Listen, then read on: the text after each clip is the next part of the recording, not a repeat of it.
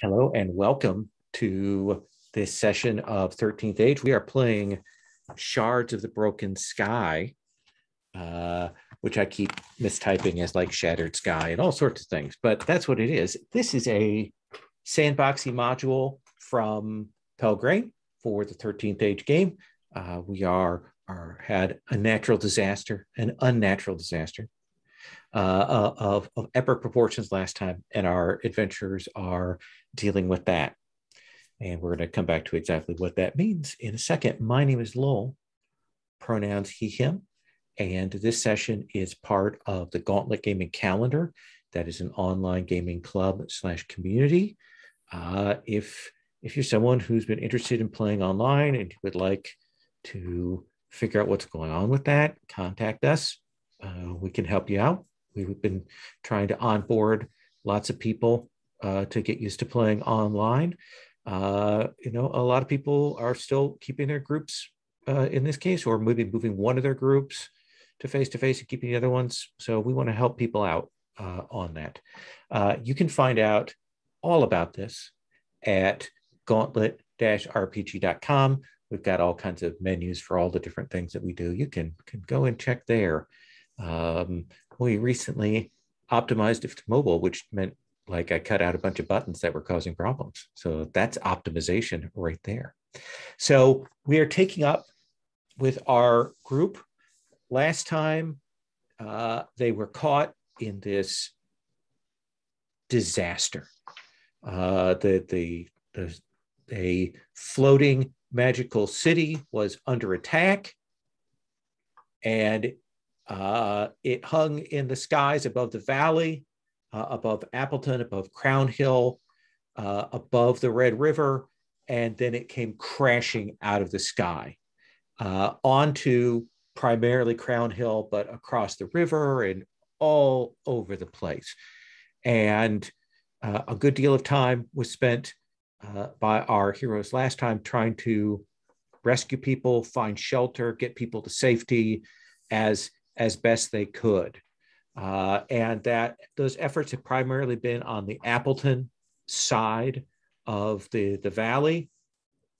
And they have been moving through there. The air is still thick with dust and smoke.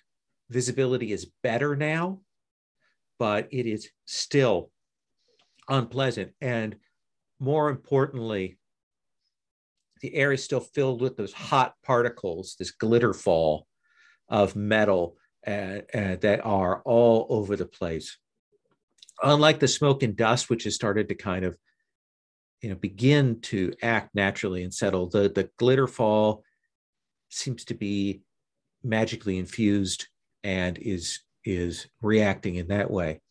As well, while you saw some hints of the attackers on this city, you don't know, A, what this city is, B, who was attacking it. The only evidence that you've seen has been the demons that you fought here on the ground and the body of a black dragon scorched by magical defenses and impaled down below. And you discovered that black dragon, not so good to eat, but maybe eventually some jerky or some things can be made of that. And the question is right now is, are there other survivors? Are there attackers that remain here? Are there places of relative like cover and shelter that you can carve out of what has fallen? What is going on? You found bodies of some of the guards from the Vake Fort that clearly fell from a great height. So there are a lot of questions that still remain. Last time you dealt with this group of demons, and I might even say dealt with handily based on the critical right out of the gate that took one of my big bads off the table. Just thought I would mention that. Now, I also ran 13th Age on Friday, and my players there also rolled a lot of criticals. So I am due I'm just saying that right now that I am due for some 20s. Just want you to know. So let's walk around and see where everybody is at in terms of their current HP, their recoveries, and anything that they had to do in terms of level up, going to the final steps of level 3. So let's start with you, Malin. Okay, so hit point wise, I thought we'd gone back up to full, right? Or You haven't taken a full recovery, full rest yet, so you're still at whatever your current hit points were last time. okay, yeah, because I think I messed that up then. So I'm still down by 7 recoveries. And oh wait, so no, that's right. I had used for my recovery on myself. That's why I'm down that. Okay. Okay. So sorry, could you catch me on the next round real quick? Absolutely. Sorry, yeah, I'm still I will confused. absolutely come back around to you. Mike, tell us about Salantha, hit point wise, recovery wise, and anything that you were the last bits that you had to add on for level 3. Got it. So Zalantha is a female tiefling wizard. So let's see. Hit point. Her max hit points has gone up to 35. So when we level up, do you gain the? I mean, when you gain those new hit points, does that come onto your current ones, or are you still at the previous? Still at the previous total? You remain at where your current was, but your max increases. Okay, that was my question. And as for and yeah, at this point, I'm pretty much just figuring out what new spells she has access to, and just kind of like reading through. I took I took one. I took a partial advancement last time that gave me access to Lightning Bolt, which I've renamed because she's got the Vance's polysyllabic incantation feat, which allows her to do a little extra something with some of those spells. But so I do have that. I'll probably prep Force Salvo, which just looks awesome. Other than that, okay, yeah, that looks like you're good. Yeah, I think I'm mostly good. Yeah, got those nice 3 dice. And what's your at will for your usual attack at will? My attack at will. Oh, there it is. Is that the Casitas?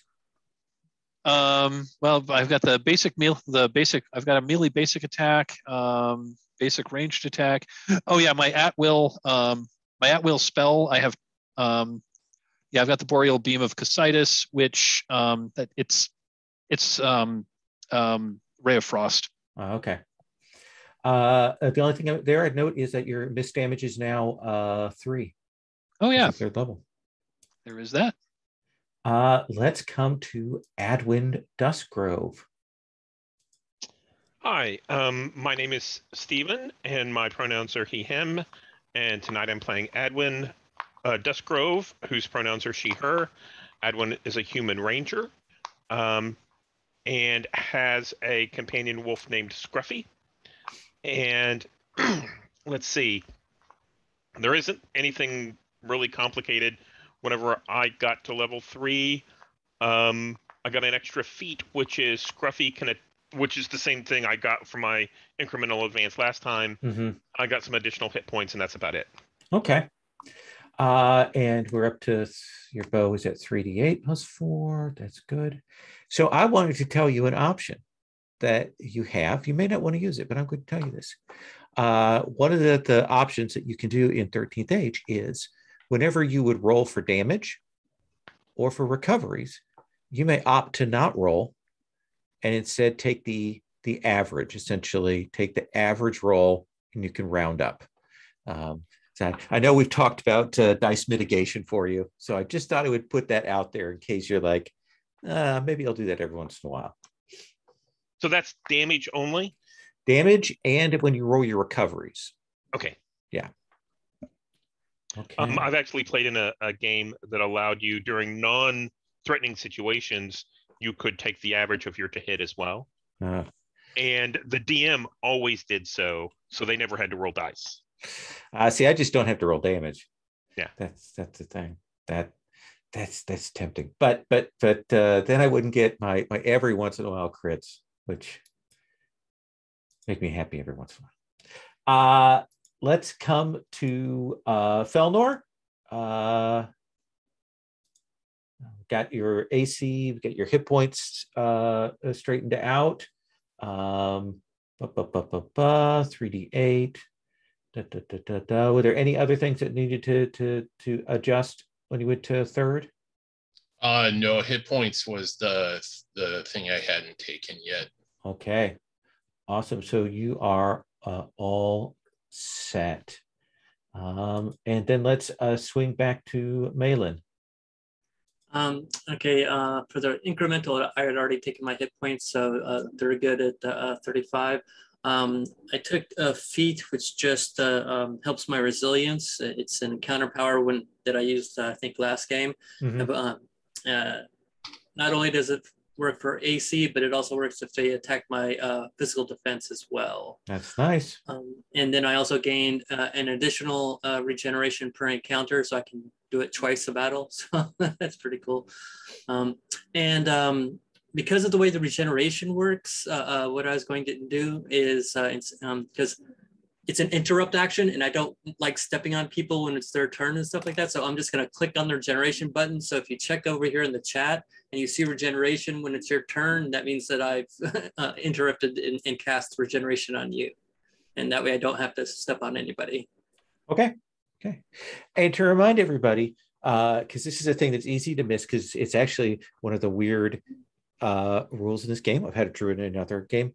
When Malin does regeneration, you get to roll your recovery, take half of that, and then on the next round, you get to roll it again and take half, and then we check to see whether the regeneration keeps going. So it's 2 half regeneration spread essentially over 2 rounds, and then a chance that it could get even more. All right. So where we left off last time, bless you. Oh, sorry. That's okay. Where we left off last time, you had defeated these demons. You had rescued some civilians who told you that there were others moving around, that they had seen them. And you sent those civilians on to the place that you are currently housing people up on the hillside. What modest cover you've been able to get for them there. And you had moved a little further on and found an enormous tower, kind of in sections, kind of broken in places, but predominantly intact, laying there, crosses over the river, so you can see that part of it is kind of redirecting the flow of the Red River right now. And you could see from where you were at that this might be a place to investigate. You certainly saw tracks around and about it. And I think the sort of the GM pointers were pointing at this tower for checking out and exploring. Certainly, it looks relatively intact. So if you could find some relatively clear places in there, it could be a good place to set people up, and a good place to, if you can establish a forward base there, to move further into the wreckage and make your way up to what lies on top of Crown Hill. So if that's the case, if you are investigating this, like what would be your approach? Do you go together as a group, do you think? Or Adwin, do you go out and scout? Or is there another tactic or another ability that you all want to put into play? Let me start with our ranger, though. I think I'd actually be. I would prefer to go out and scout, probably with Scruffy a little bit, just to make sure that they didn't smell anything or anything like that. But if anyone else had any ideas, I'd be open to discussion.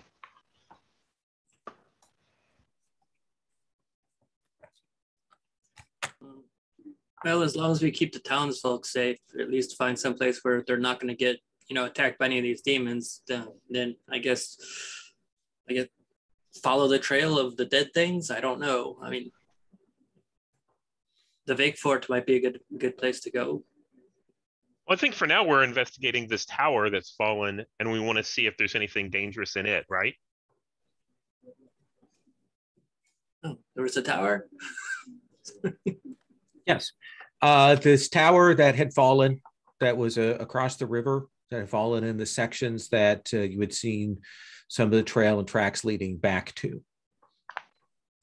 Oh, okay, yeah. That makes much better sense than walking all the way up to the Vake Fort then. So Adwin, what do you think is the appropriate background that you have for doing this kind of investigation and checking? Yeah, so I think that would be scout. Okay. Yeah. Let's have you roll. And what kind of stat would that be with? Ooh, wisdom, I think. Okay. So that would give me a total of a +4. Okay. Do I add level to this? Absolutely. Okay. So I rolled an 18 on the die. So that's going to be 25, I think. Absolutely. So you will move along. I mean, this is an enormous tower. Like, you guess that each of the levels must be multiple rooms. There are sections that are clearly fallen such that they might be a little bit more upright. Things are connected together, but there's stuff that's collapsed on it. You can see that clearly there are tracks for more of these demons that have moved around. You'll also see some tracks that might be human, but not civilians. Like you could expect civilians to be kind of running or panic or things like that. There are clearly some boot prints that suggest more organized people, maybe survivors from the city itself. You're not sure, but also some tracks that suggest to you the presence of draconics, like that wizard that you saw before. Yeah. That some sort of similar feet print, but not just one, like a group of them. As for the tower itself, you can spot, at least on sort of this southern or this northern end that you're kind of investigating, you can see 3 ways that you could get into the tower. The closest one to the base is what appears to be an actually intact circular doorway. And you will feel air kind of coming out of that. You will move down further, maybe about to the midpoint of the tower. And you will see that there is a pretty significant crack in that section, and there's water that has gone in there. And you can actually see out here on this side outside of the tower that some books have floated out. And then lastly, the ways from that, you'll see another crack like on the upper part of a wall that when you kind of go and maybe clamber up to take a look in, it's darkened area, like it goes down a ways. But the light is very diminished there. So help me get a little bit better picture. Are there any windows on the outside of this tower? Not that you're seeing. Okay, so it's one solid piece all the way around, and then has these sudden cracks in the doorway. Yeah. And again, like any one of these floors for this tower would be multiple rooms wide. It's very large.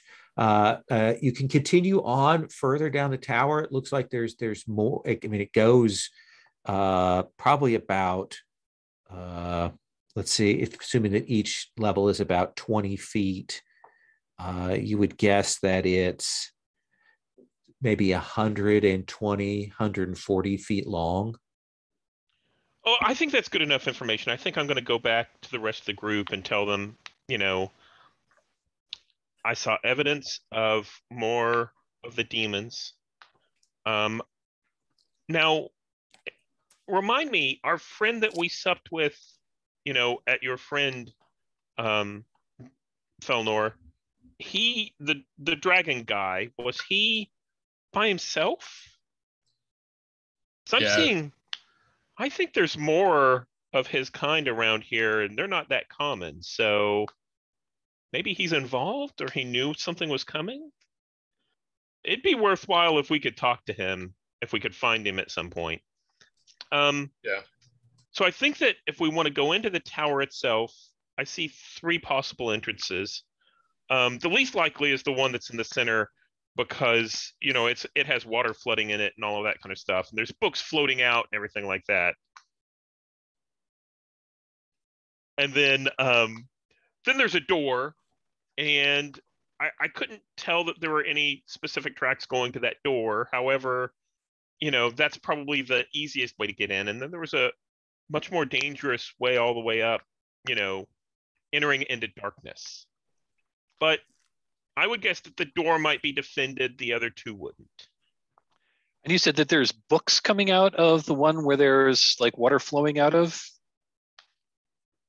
Yes, the most dangerous one. Yes, the one where it's flooded. I'm curious about what books might be there, and what we might be able to glean, what knowledge we might be able to glean from them. Oh, that's a good point. That is something you'd be interested in, isn't it? Well, maybe we can catch some of the books as they float away, and we can get something from that. So let's go. Are you saying that you want to go there first? I was suggesting that area is the one which interests me most. However, if the rest of you would rather like go in the front door first, make sure that we aren't leaving enemies behind us, that would also make, I suppose that would make tactical sense, and I'll go along with that. But if I had my druthers, I'd probably go check out where books were floating out, because that would imply that there is a library that is in the process of flooding, and that's the thing about books. When they get wet, the ink runs, and you might not be able to read them. Yeah, let's go find some books. Melon, do you think you'll be up to swimming some? Oh, I'm fine. Okay, great. So you can make your way down midway along this tower, and there's a crack there. It has some rubble in the way. There's certainly some water that's kind of washing in, but you're able to kind of make your way in. It is just wide enough to admit 1 person at a time, which means that I now have to ask for my favorite thing. What is your marching order? In other words, who's going first? How deep is the water? At least on the outside, it's maybe up to your ankles, but some of the tower goes down, so it may be a little more flooded inside in the room. Okay, I'll still go in first. Okay, so Felnor, and then who follows Felnor in? I can follow Felnor. Okay. I think I'll take last just to kind of make sure nothing comes at us from this direction. Yeah. Okay. Yeah, that's good. Fighter in the front, ranger in the rear. That works. And the squishy characters in the middle. Yes. So Adwin, I'm now going to tell you a meta thing that is important for the way that we run this. We are not going to worry about how your wolf gets around in any of this. We're not going to worry about, you don't have to tie ropes to him to haul him up places. You don't have to worry about any of that. Your wolf is a feat. It is a feature. We are not going to penalize you for that when you go into this environment. So it's a special wolf. It's a special wolf. Thank you. So Felnor, you will kind of call yourself up onto the rubble and kind of start making your way in. Kind of look down. It's hard to see. What are you using for illumination right now? Is it torches? Or you have a lantern? Are you just kind of going by sight? What do you think that is? I have a silly question. Is there dark vision in 13th Age? If you want it to, if you want that your characters have it as a feature of their thing, you can say that. Yep. I think and Felnor might forget that there's humans, and just sort of go in without a torch going or something like that. Absolutely. Felnor, can I have you make a simple wisdom check for me? Okay. Let's see, where did that go? Do you add level to that, or is that just... Absolutely. Anytime you do a skill check, you'll always add a stat plus level to it.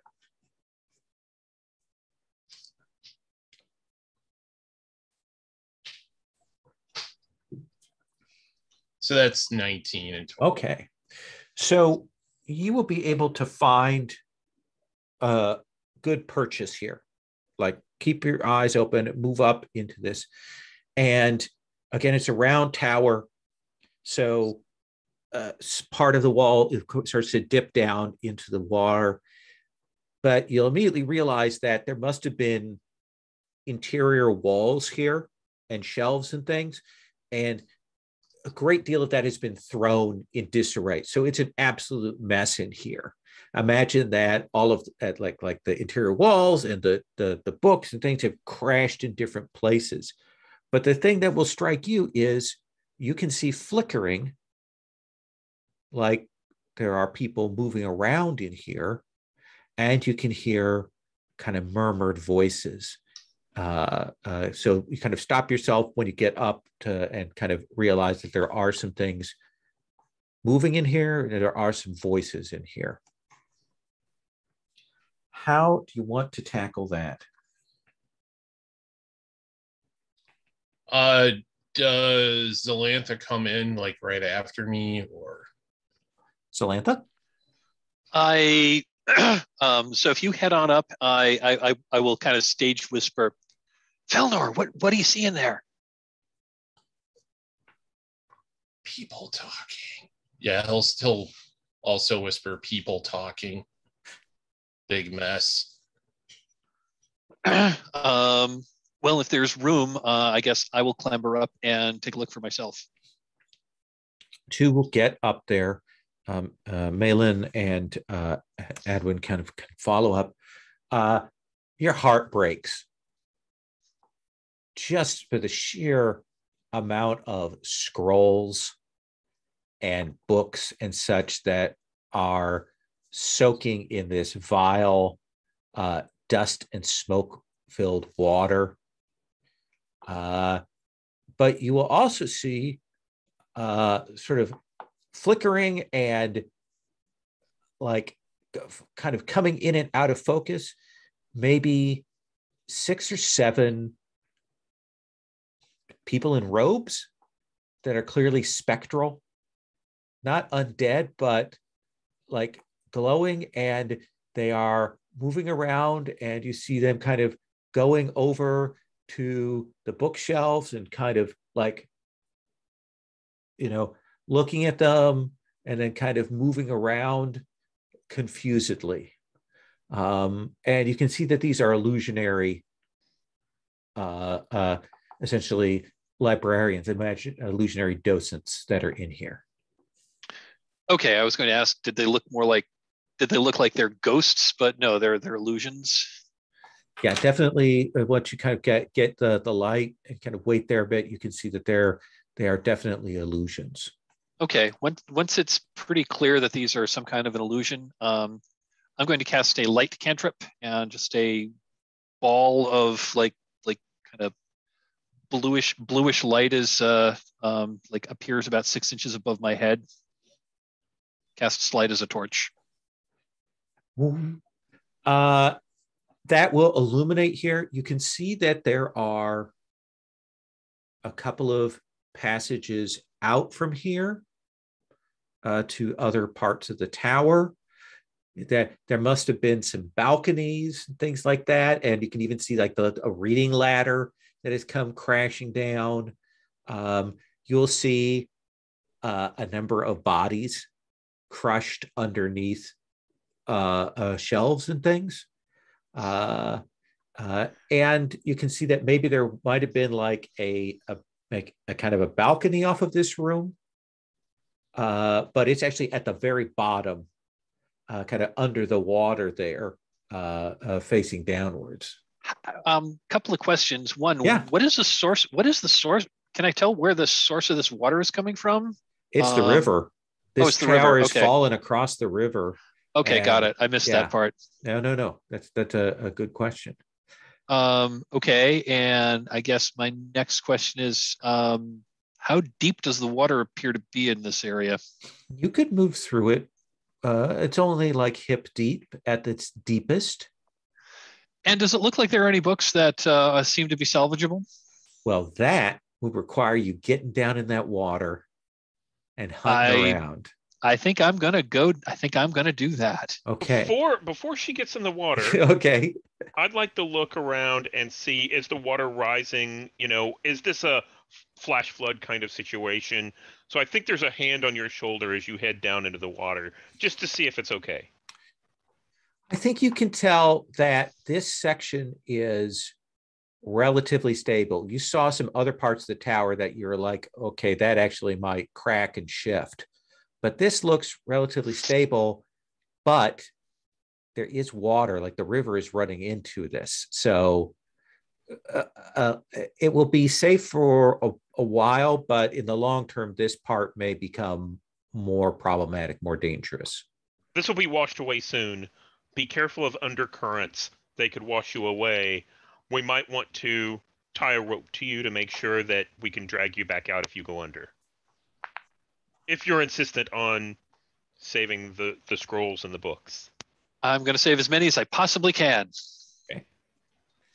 So we'll come back to your role, your investigation. You get the rope secured and tied. What are you doing, Felnor? I'm going to come around and check with each person now. I would like to see if I can uncover any of the bodies, like lift shelving off of them. Absolutely. Let's have you make a strength check for me to see what kind of level of information you can get and like how much you can do without causing too much damage here, that kind of thing. What is a good background for this kind of lift that barge, tote that bale? I don't know if I have one. Yeah, I've got fearsome bodyguard, and I don't know if I named this well, but the noble child is my other background.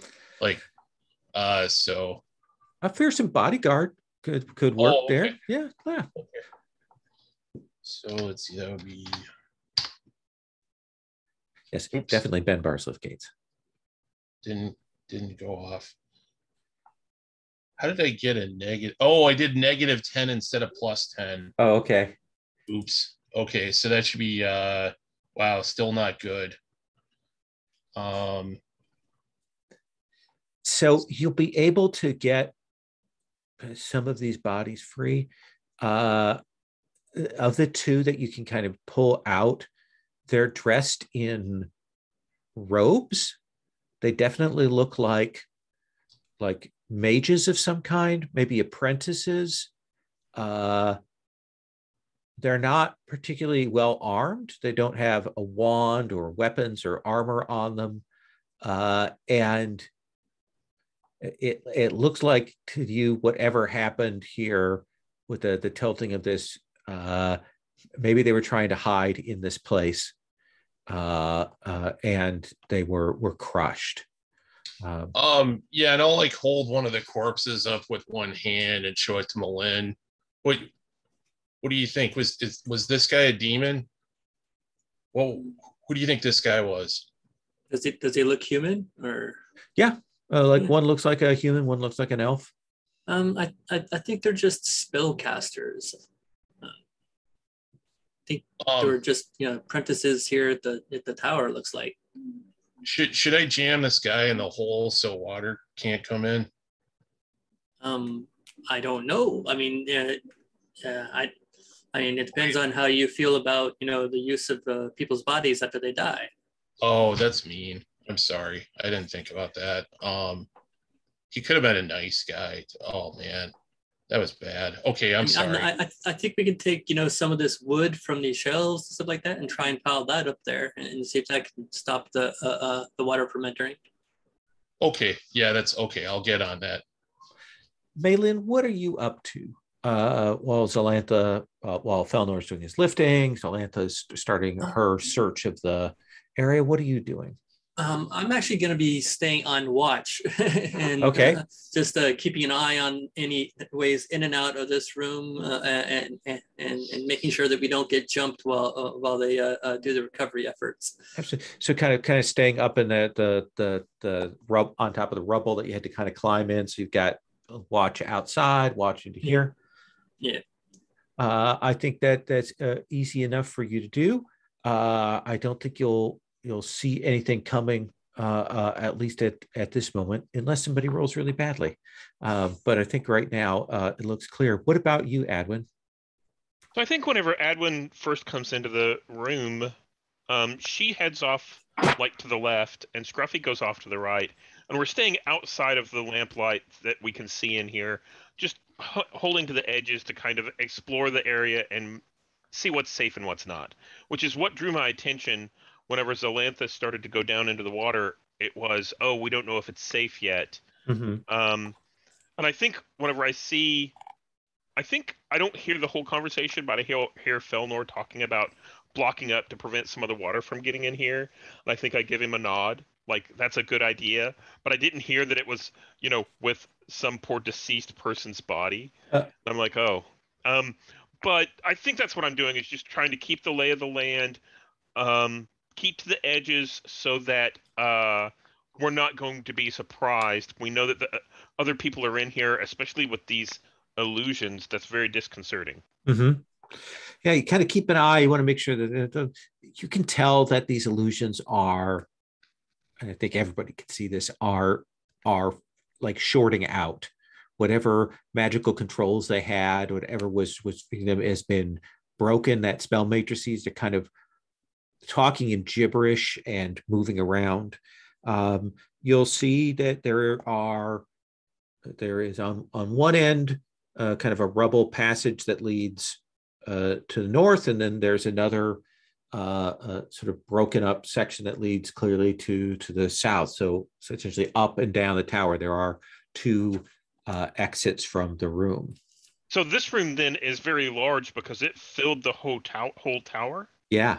Okay. It would have been multiple rooms, but with the crash and everything falling, all of that interior walls and stuff is just one big pile. I see. It used to be more than one room, but now it's been mashed together. Yeah. Zalantha, let me have you make a dexterity check to move through this. Again, keep in mind you're walking on piles of broken wood and sharp pieces through the water, trying to find some of this that you can salvage. Okay, I don't think any of my backgrounds are really going to help me here in negotiating a sideways submerged magical library. So I think I'm just going to roll a straight up dex check. Okay.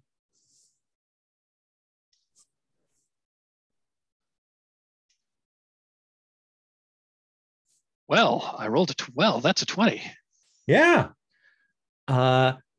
You will find a couple of books that are like jammed up in corners that haven't fallen down, that are still relatively intact. You'll find one called What is Not Forbidden, which is a primer on necromancy, and Cooking with Fireballs, which is a book about using battle magic for peaceful purposes. They're probably worth some money there. But the big find with that 20 is you will find a book that's in a metal box that was actually kind of strapped in on one of these shelves. And when you kind of open it up and look inside, you will find a magical tome. Well, that's cool. It is a magic item. It is a true magic item. It is the Book of Fortuitous Outlook.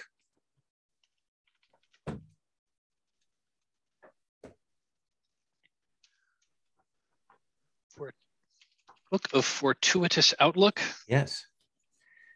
If you carry this on you as a quick action, once per battle, after you've expended an ability or a power that has a recharge roll, you may roll that recharge roll immediately to see if you get that ability back for that battle.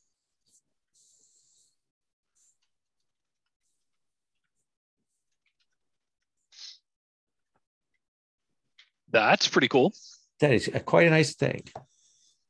Keep in mind, you're at 3rd level, everybody.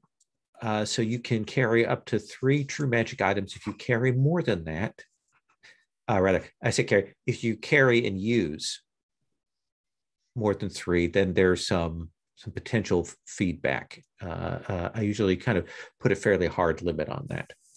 And Zelantha just reminded me as well in the chat that we should do our icon rolls so that you have your icon things.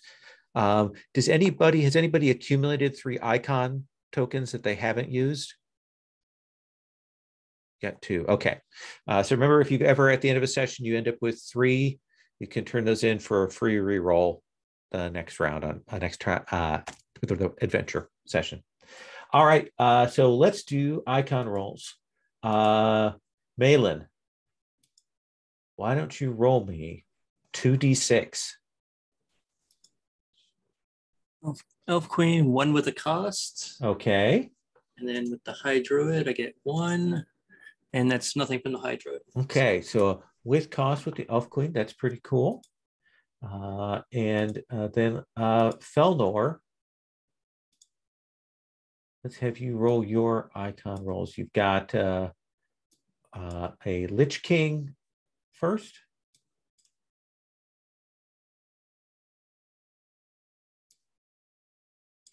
Get back to that. Sorry, I've got a thing where roll 20 is like, I'm not going to move this character sheet. Come on.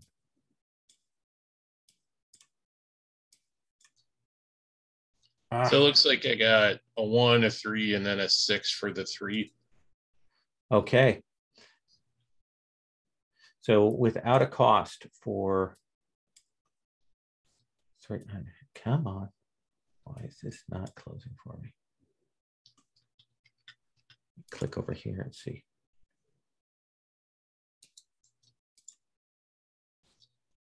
It's like stuck to my cursor. All right, let's go to Zelantha. Okay. Does this do anything? No. sometimes I'm not sure on this character sheet what clicking things makes a roll and which doesn't. So I'll just roll 2d6 for the Diabolist. And that looks like a no. And I'll roll once again for the Archmage for 1d6. And that's also a no. That is too bad. That brings us to Adwin. Okay, let's see. I got nothing. Got nothing. Okay. Yeah. All right. So we have done our icon rolls. This seems like a good place for us to take our first break, since we're kind of at that point which we need to decide where we go from here. So let's go till 5 after, and then we'll come back. So I think the other thing that we have to do in this room before like talking about moving on is, Felnor, you were talking about trying to construct some kind of break with the rubble and wood and stuff to reduce the flow here. That feels like a strength check. Could I assist Fëanor with magic? Sure. What kind of magic are you using to assist? I'm not sure. I'm looking up utility spell to see if I've got anything here that would help. Oh, I know.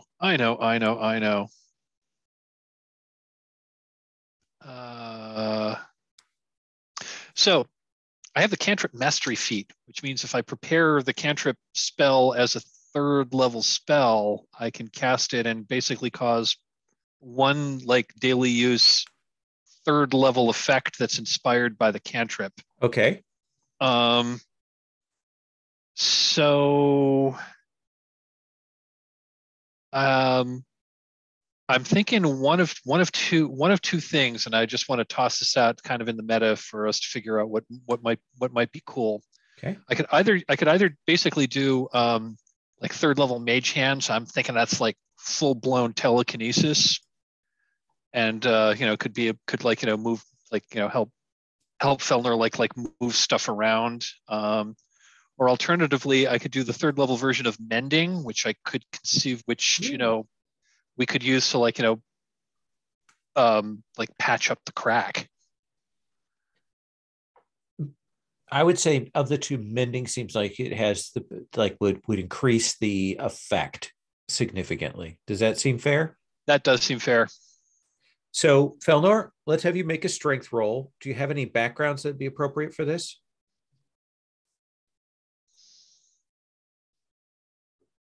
I don't think so. Okay. Sorry, and you should feel free to use that 16 that you rolled by accident. Oh yeah, sorry about that. So no, that you would should definitely use that. +6 would be 22. So Felnor, you were able to haul rocks and the bigger, like heavier, serious pieces of these wood, get these things set over there.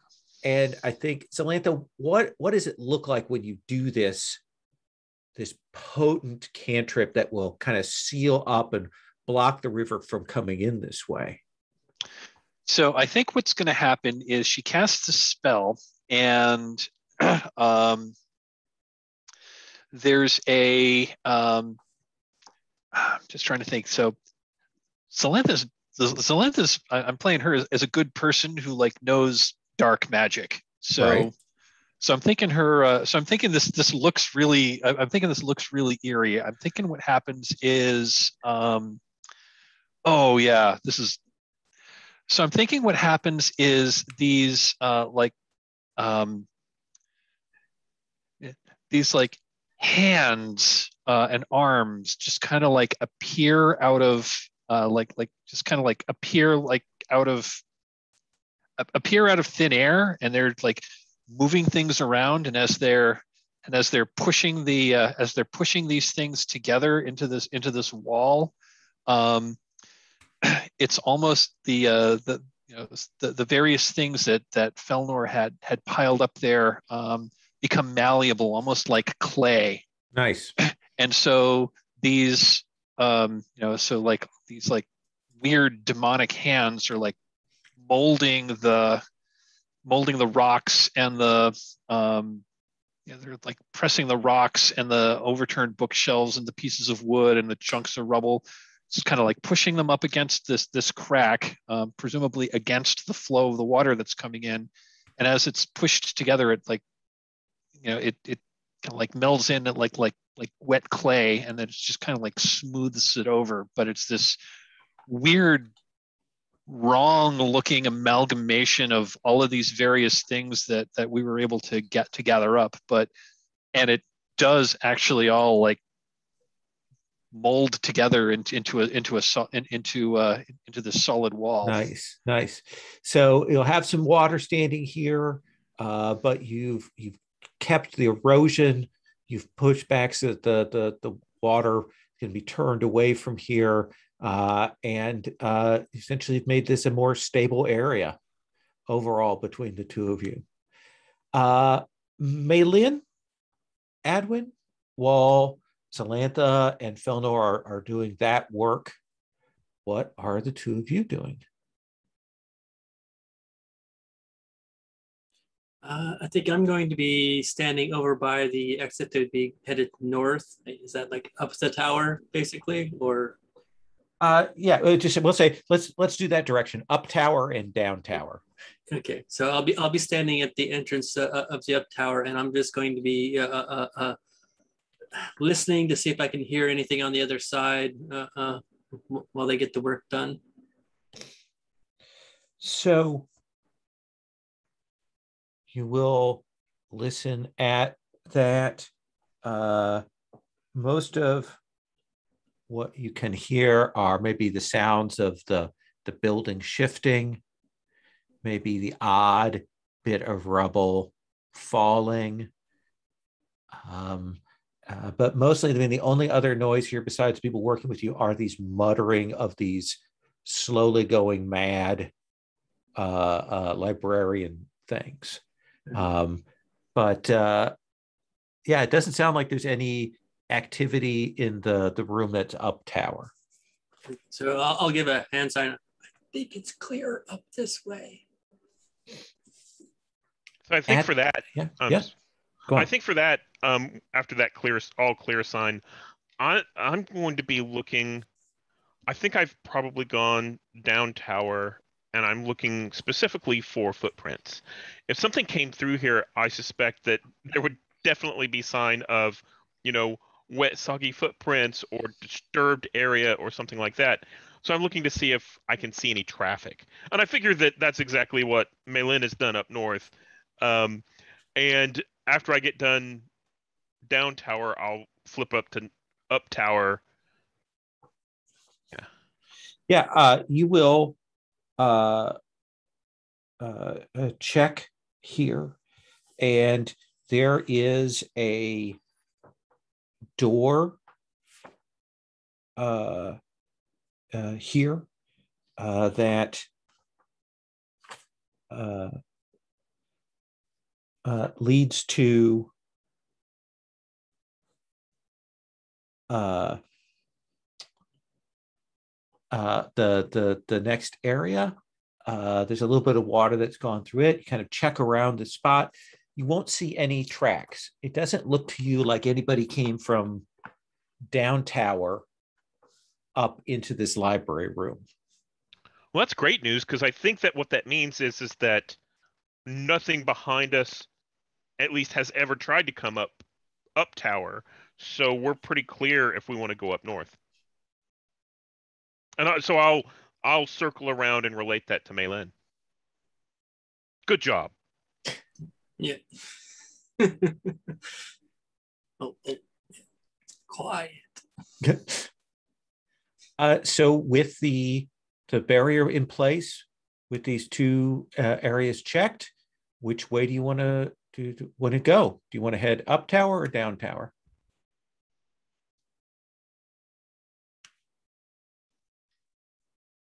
I'll go with the majority vote. Well, I would suggest, since you're interested in this library, and since we can tell that there hasn't been much traffic down tower up to here, up tower usually has maybe more books or more important things, or we might be able to find out what happened here. So that would be my vote, is up tower. I like that reasoning. All right, so we'll assume you return to the same marching order. And you will open up this next way. There's kind of a door, but there's also some rubble there that you have to push aside. And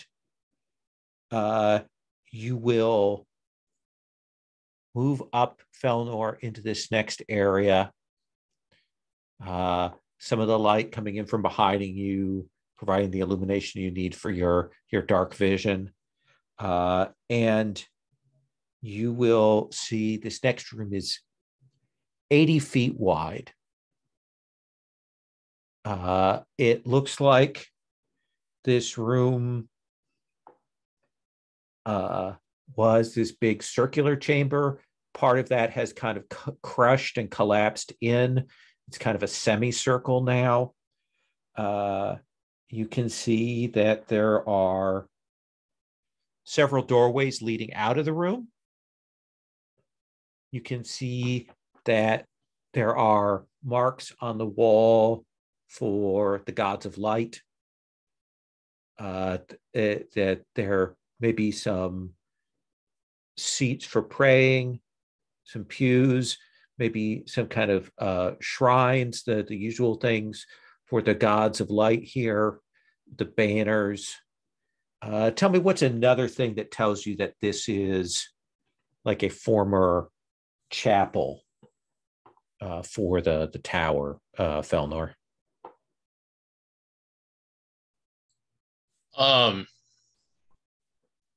Yeah, maybe like a pulpit. Yeah, the raised up area on the wall here. And you will see we've got 3 doorways. We've got one that's choked with rubble. The one that you came in that has the water. And then another one where you can actually see there's a door with a kind of a lock mechanism on it. You can probably see some light coming through the key, the lock mechanism there. But the other thing you'll see is that there's a pile of bodies strewn in here. You'd guess at first glance, maybe 10. And as you look around, they're again dressed in robes. And that's what you'll see. What do you want to do, Felnor? And then I'll move on to the group that's kind of following up behind you. I'll just make note of do they look like they're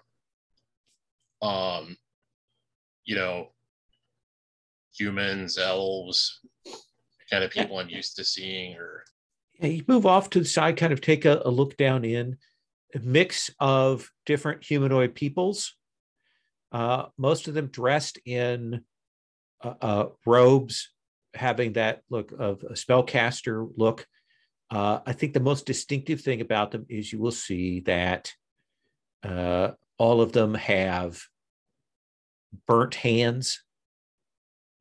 And you can see where some of them still have their wands in their hands that exploded. Like clearly they were trying to do some big working when maybe it went wrong, and they were clearly killed by the backlash. Samantha, what are you doing? So you said this is some kind of chapel originally? Yeah, big. It must have been a religious chamber.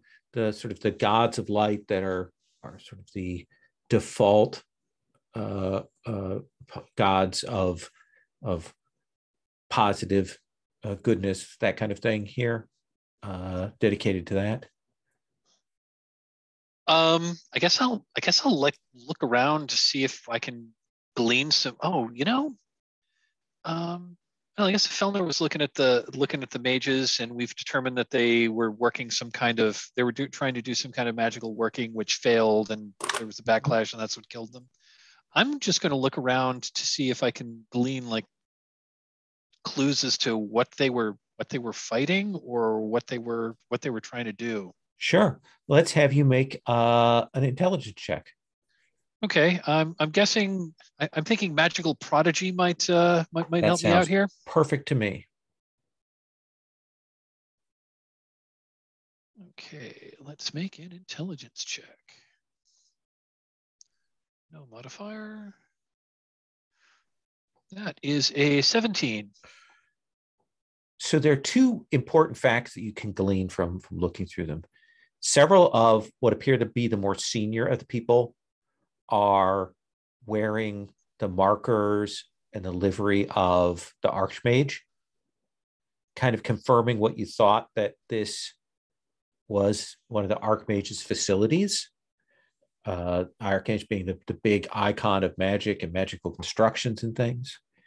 The other thing you'll realize is that clearly this group of 10 or so mages were trying to do what they could to keep the city in the air. Like they were expending all of their power, all of their magic to try and slow whatever descent, but it was just too much for them. And that all washed back and killed them all. Malin, what are you up to? Okay, so you said it's for the gods of light. Are any of them from an elvish pantheon? Sure. Tell me which of the gods of light is of the elvish pantheon. I'll go with the old one, like Corlon, I think is the old one. Okay. He's gonna walk over in front of it and look at it a little bit sadly. Look around everybody else, and he says a short prayer in Elven. And I think I want to use my icon relationship with the cost. Okay. But you said that you can kind of like come up with something, and you Absolutely. tell me what it would cost. Yeah. He's gonna reach to his pouch and he pulls out this a small like butterfly token, and he kisses it and he whispers to it, and he's like, show me where the danger lies. And I'm thinking that the cost, not only the mechanical cost that you give, but the other cost is that he's going to lose another memory of the Elf Queen. Oh, nice. That seems more than reasonable there. I think that you'll feel that touch of the Elf Queen, and that moment of the energy kind of wafting out, and your attention will turn to one of the doors that seems to lead maybe further up tower. That's an exit from here, and you can sense that there are people in that next room, that there are dangerous foes there. So I'm going to whisper to the rest of the party. The queen has shown me something, and I'm doing this in a low voice, and I say, oh, there is company behind that door, and I think they are of a dangerous variety.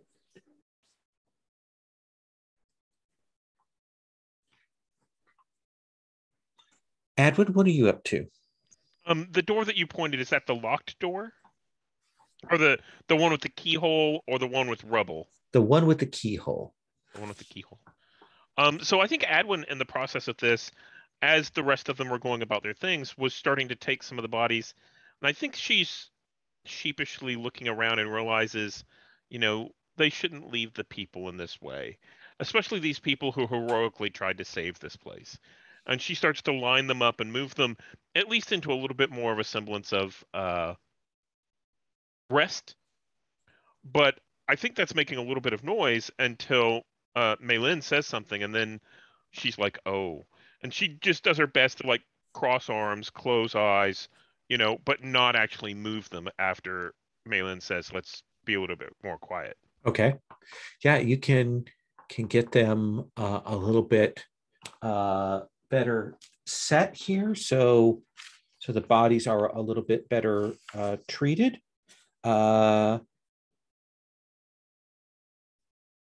And I think that you will find, as you're kind of moving them around, that one of them does have a magic item on.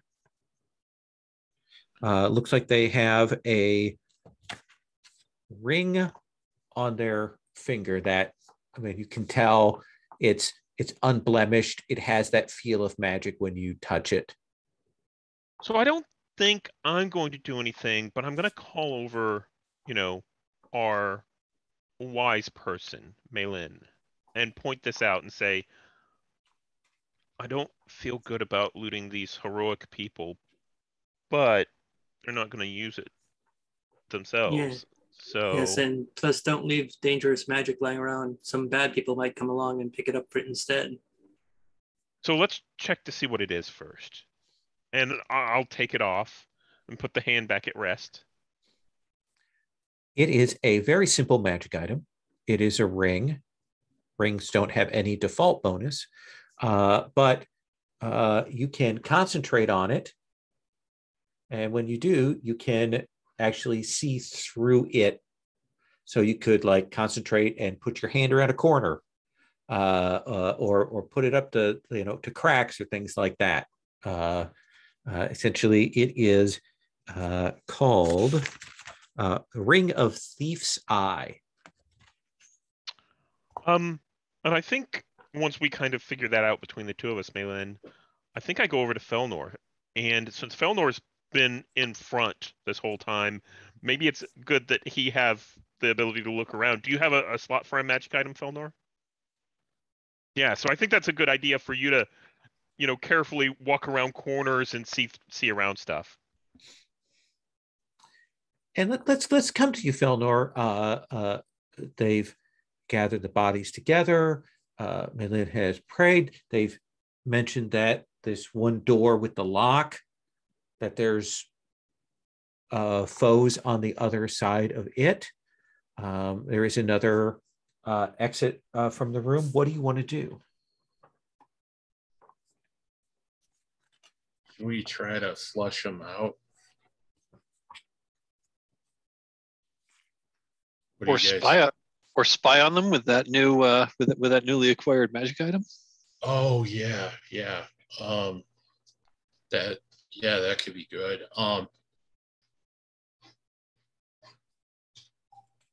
Yeah, I was thinking we could I could knock on the door and somebody could pretend to be one of these people.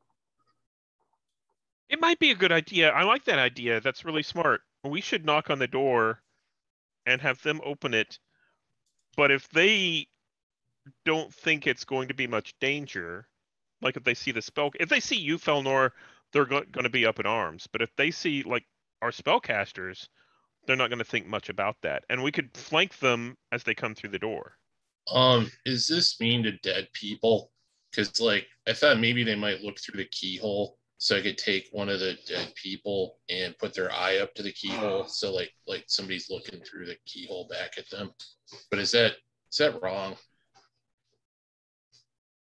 I'm sorry. Wait, when people are quiet, that usually means I'm wrong. I think I figured that out. Okay, I won't do that. Okay. So what do you want to do, Felnor?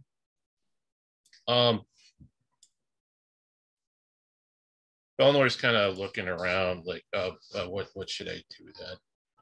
Yeah, I think you should knock on the door, but step behind the door as it opens, so that they don't see you. And I'll be off on the other side of the door so they don't see me. So if they attack, if they are bad people when they come out to attack us, well, then we'll have the drop on them. Oh yeah, could you say something like, "Oh help! I burned my hands. I'm in help." I could try that. I'm not great at lying, but I can try. Yeah. Zalantha.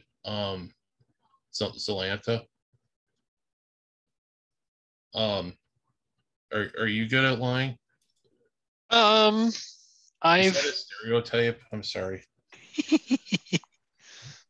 The tiefling sorceress might be good at lying. Well, I mean, she does have the background beguilingly charming. Okay. Yeah, can you sound like you're one of those dead people? Well, don't sound dead, but like you're one of those dead people, but you're alive and you burned your hands trying to do the stuff. Okay. Do you want me to actually do you think I should like take a position there as if I was one of them? Robes. Put on one of the robes. Sure. Yeah. You actually I'll do look that. like one of them? What were the I don't remember. What was the what kind of folk were these wizards that were trying to do this? They're kind of like, did they kind of all run the gamut? Various humanoids. Various humanoids. Okay, well, I'm a various humanoid, so sure, I'll put on one of the robes and I'll position myself such that it looks like I'm lying on the ground, but I'm like looking in the right direction. So if someone comes in and they appear to be hostile, I'll be able to blast them. Okay. Kind of move some things around. And Fillmore, you're going to knock on the door? Mm-hmm. Yep. Okay. Is that like a boom, boom, boom, or like a gentle knock? What do you think that is? I'll try to be gentle, and might be the important part because I have a big gauntlets on, and yeah. Absolutely. So you will slam on that door, and you will hear whoop, whoop, whoop, whoop, whoop, whoop, whoop. Something big come running at that door. What do you do? I'm gonna step to the side, and if Zalantha's kind of in front of the door, I'm gonna gently move her away. I was gonna say I was gonna be back a ways. I wasn't gonna be right by the door. Okay. Let me copy, paste.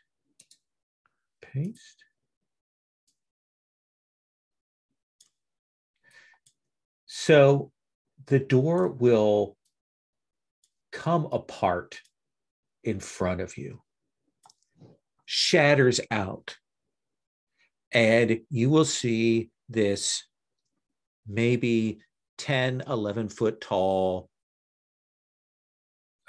like stone and clay construct. And it smashes through that door and it comes charging in there. You can see that there are other constructs behind it. And your immediate reaction, Felnor, you've been a bodyguard. You can tell when something is hostile. And this thing is clearly like a defender of this place. And so many things have been broken that it is just kind of on a wild attacking pattern. So if I could have everybody roll initiative, and I'll move you over to a very, very bad map.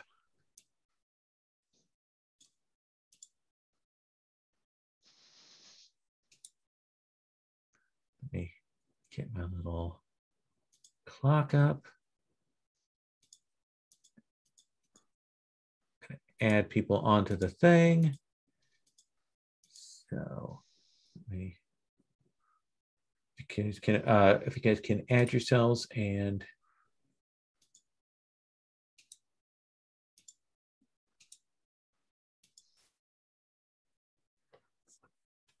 right.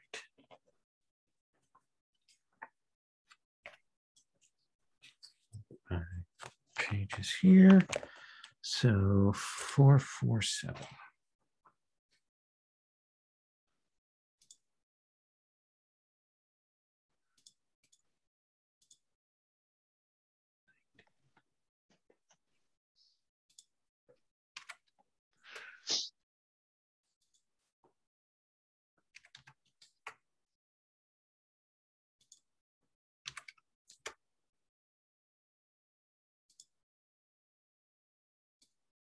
All right, let's add Felnor to the initiative. And turn, and let's get Adwin. And turn. Adwin, what is your initiative? 18. 18. Is there a way we can add ourselves to the initiative order? Yeah, actually, if you right click on, I just put you in, but normally what you can do is you can right click on your token and add turn. The other thing you can do is select your token, and if it's selected, then click initiative. Oh. And it'll just add that initiative. It'll add that initiative roll to the turn order. That's assuming the turn order window is up. You have to have your token selected first. So Easy automation. I don't see the add turn, but I'll try that the next time. Okay. The first thing that happens is that these 3 clockwork things will move into the room. They're fast. They're not going to attack on this round because they're not incredibly smart, but they do kind of chitter into here. They are like a pair of legs, a kind of a mechanical body, some broken bits on them, and they're kind of whirring and clicking and moving to engage. Adwin. Yeah, so I think Scruffy's going to move up to the nearest one. Okay. And attack, and I will also attack with my double bow. Let's see what that looks like. Okay, AC is a 17. Okay, so Scruffy got a 16, so missed. Okay. And let's see. I got a 15 on the die. You said their AC is 17? That is correct. Yeah, so I should be good there. That is 15 points of damage to that one. Okay. And I don't get to re-roll that my bow attack because it was odd. Okay. I am going to spend my once per day, I think. Is it once per day? What is the escalation die 0? Escalation die is 0. Okay. Once per day, Scruffy can attack twice in a round. So I can't do that because I did that last game. Okay. Yep. Let us come to that was Adwin. This primal construct. Felnor, I assume you were kind of standing by to take the thing. Is it maybe moves to step towards Zalantha, because Zalantha is kind of still playing the injured. But you can move up to intercept it. It is going to take a swing at you. What is your AC, Felnor? I actually failed. I need to roll an 11 or better. Let's see. It's only if you're engaged in combat already. Otherwise, if I'm sorry. Essentially, if you're not engaged and somebody moves past you to attack one of your friends, you can automatically intercept. But sorry. You have the fighter thing where if you're already engaged, you can pop out to help other people. Okay. Yeah. So what is your AC? It is 20. 20. This thing is going to take 2 swings at you.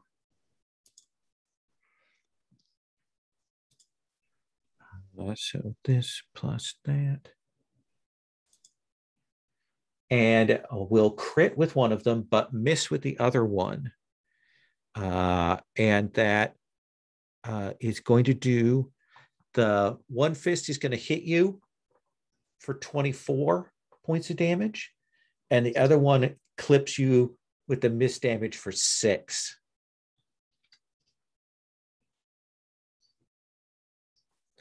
And it is like a tree slamming into you. I look bad. I am definitely what do you call it? Staggered or whatever. Staggered. So yeah, I look super beat up. Straw Construct is going to move in and is going to attempt to strike at you, Zalantha. Zalantha, what is your AC? Well, being a wizard, of course, it's amazing. It's amazingly awful. It's 14. Okay. So this plus 5. So it will hit you for 5 points of damage, but it keeps a hold of you. And like this big straw construct grabs and is holding on to your shoulder there. Ooh. Okay. I'm sorry. How much damage did you say that was? 5. 5. Felnor on 12.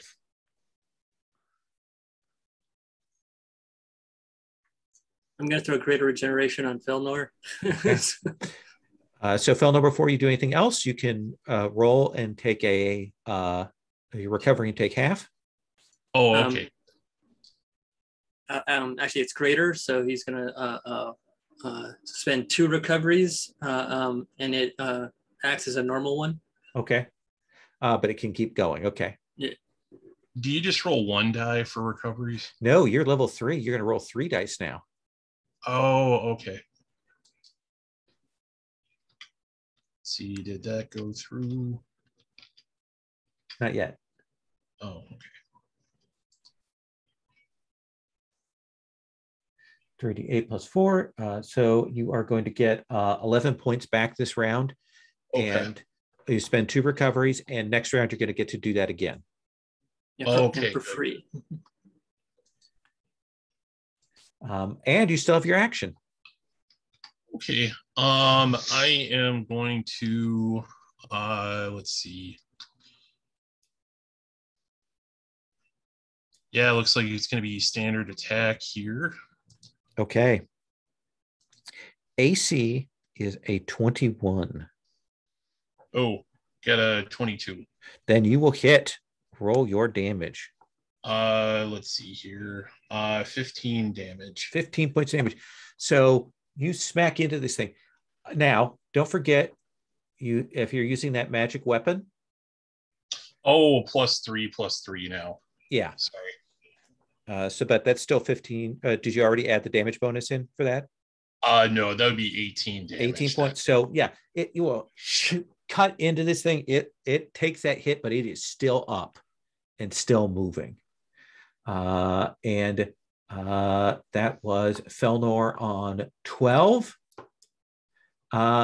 Malin. Okay. I'm going to throw my encounter Wild Heal.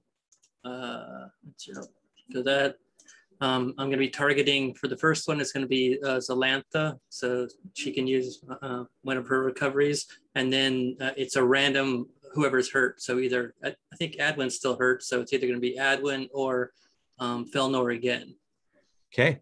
Why don't you roll me a d6? Even it's Adwin, odd it's Felnor. Even it's Adwin, so Adwin can spend a recovery. And can I still move after that? Yeah. I can't remember the action. You're not engaged, so you can still take a move action. So I'm gonna get on that one. Okay. So On the take a recovery, do we do that immediately, or how does that work? Yes. Yeah. You roll your recovery and you heal. Go ahead and okay, cool. So I'm rolling my recovery. And Zelantha, I missed you on the last turn. So I'm going to have you take 2 actions in a row. Okay. I can do that. Let me just adjust my hit points here. Okay, so there's one of these constructs that's actually grappled me. There's a straw construct that has grabbed you. The clockwork is engaged with Malin, hasn't engaged with you yet. Okay. So as a quick action, I am going to use what did I call that? It's Shocking Grasp. Well, my cool name for it is Recoiling Touch of the Baylor. Nice. So here goes, and I have the I do have the feat that allows me to cast this as a quick action, which means I'll then be able to cast another spell. Excellent. So I do have to hit him. Okay, PD is a 14. I got I rolled a 4 on the die, so I got an 11 versus PD. So you will miss with that one. Okay, so I take damage. Ooh. I take damage equal to the creature's level. So you are going to take this is the wicker column. You're going to take no damage. No. Okay then. When I'm grappled like this is that means I can only cast close quarter spells? Is that is correct, because you're engaged in melee. Okay. Well then, I guess. Hold on, gotta look up how this spell works. Give me just a sec. Yeah. And you could also make a disengage roll if you wanted to.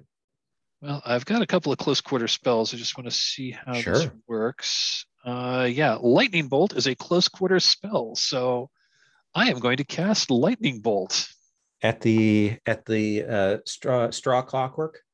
Well, targets 1d3 plus 1 nearby enemies in a group or in a rough line. Okay, so let's have you roll the d3. See how many enemies. And I'm just saying. That's an enemy, that's an enemy, and that's an enemy. Yeah. I'll let you pick, given how close everybody is there. Okay. But let's see how many targets you're going to be able to target. Okay. So that's 1d3 plus 1. I can get 2. Okay. So who do you want as your 2 targets? So clearly the one who's grappled me, and I guess I'll go with this one as well. Okay. So let's start with the wicker construct, the straw construct. PD is a 14. PD is a 14. Okay.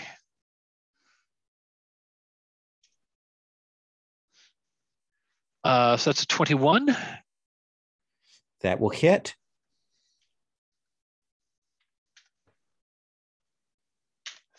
And it takes 38 points of damage. It is lightning.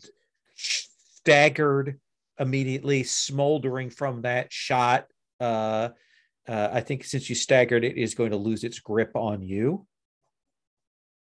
And then on the clockwork is also a 14. Okay, so let's make another hit roll. That's a miss. But it is half damage versus that. Oh, that's true. It is half damage. So roll that again, or do we use the previous roll? Oh, roll it again.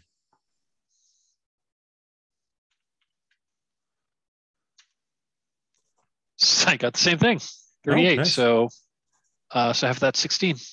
16. So you will hit that, and it will kind of stagger back from that shot, but it is not staggered. The clockworks. So one clockwork on Scruffy, 1 clockwork on Meilin, and 1 clockwork on Felnor. So what is Scruffy's AC? It is 18. 18. So I'm rolling and adding that. And by the way, I could not do math. The half damage of half 38 is 19, not 16. Okay. I will adjust that on my sheet. So that will hit Scruffy for 6 points of damage. But did not roll even, so can't do a second spear hand attack. Felnor, your AC is a 20. So that will hit for 6 points of damage from this clockwork as it kind of comes up and spear hands you, but isn't able to capitalize that for a second shot. And Meilin, what is your AC?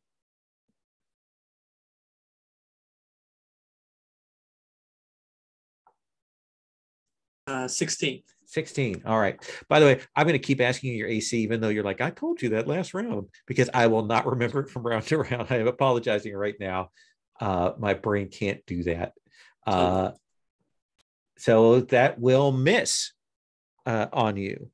So kind of comes at you and trying to hit you with these spear hands, but doesn't land the blow. So let us come to Adwin.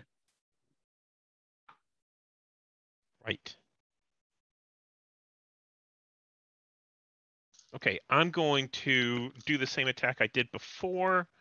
Bow attack, and then Scruffy will attack the clockwork creature in front of me. Okay. AC is 17 for the clockwork. Oh, nice. Okay. So Scruffy missed with a 3 on the die. Okay. However, I critted with a 20. Woohoo! But I rolled low damage, so that's 6 damage doubled would be 12. 12. So, okay. And because that's even, I'm going to loose a second shot at, I think this is the big guy next to Felnor right here. The Primal Construct, yes. Okay, so let's see what that looks like. So that's a 17 plus 7 should be 24. That will hit. And that is 9 plus 5, 14 points of damage. 14. So you will launch the arrow into that guy. It is still up. Primal Construct is going to turn and swing at you again, Felnor. And it is rolling that. And it will hit once and miss once. So you are going to take 18 points. Okay, Felnor is down. Okay. So what's going to happen is, because that regeneration is on you, when we come to your action, you're going to roll that recovery. You'll start from 0 up. Whatever you get is what you'll come up to, and you'll be able to essentially, as a quick action, stand. That's the nice thing about regeneration, is it allows you to pop back up very quickly. Nice. Yeah. The straw construct, Salantha, did you want to take your second action before I have the straw construct go?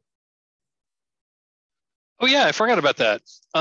Yeah, for my second action, it's going to more or less be a repeat. I'm going to start with Shocking Grasp to try to get it off of me. Sure.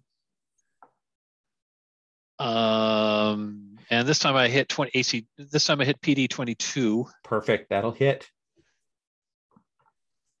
So it takes 2 points of damage, and it pops free. It's like throws it back. So it's no longer engaged with me.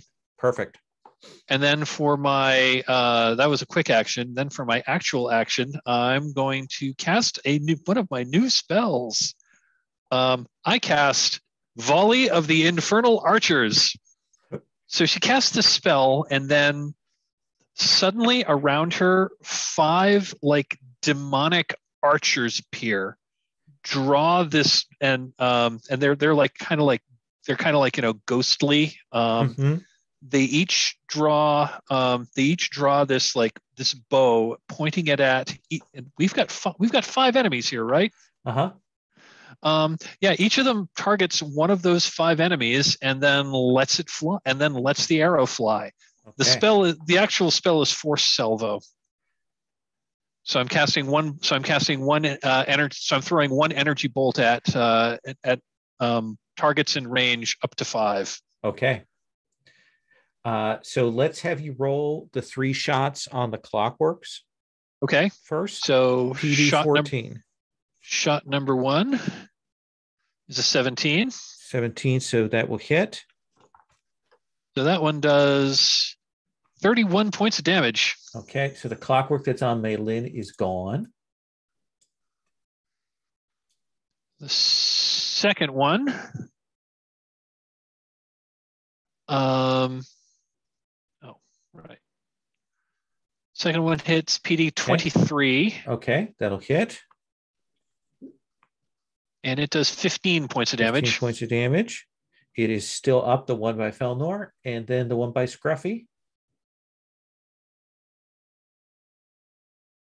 I rolled a 1. That will miss.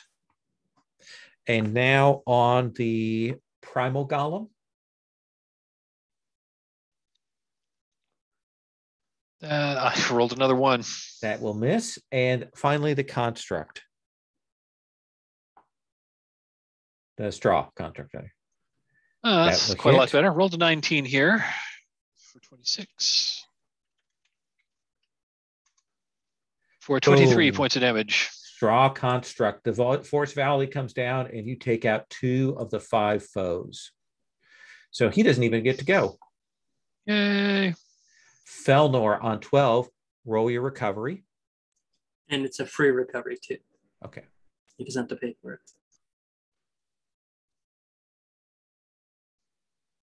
One more die.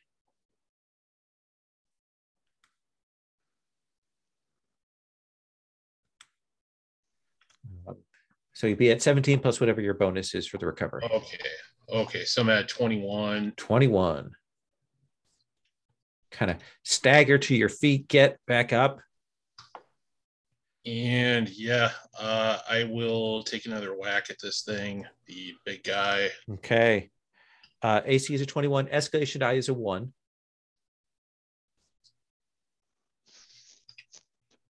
Oops. Sorry. That's okay. There we go. Ugh. Okay, so let's see. Definitely a miss. Let me see what abilities I can apply here.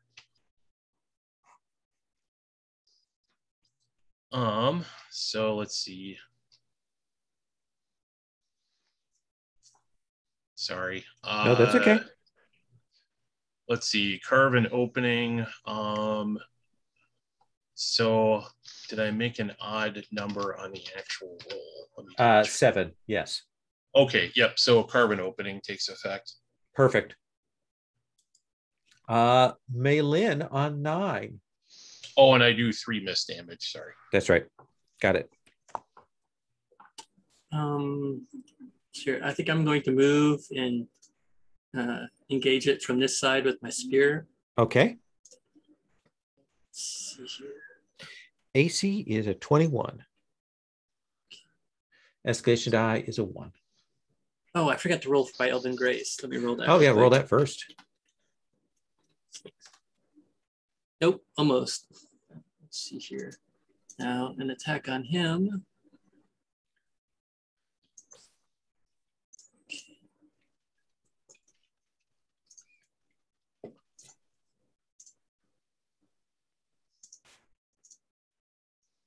There